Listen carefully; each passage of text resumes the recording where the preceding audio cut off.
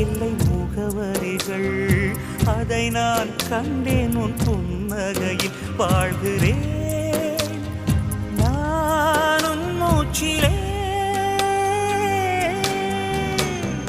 முன் பனிய முதல் மழைய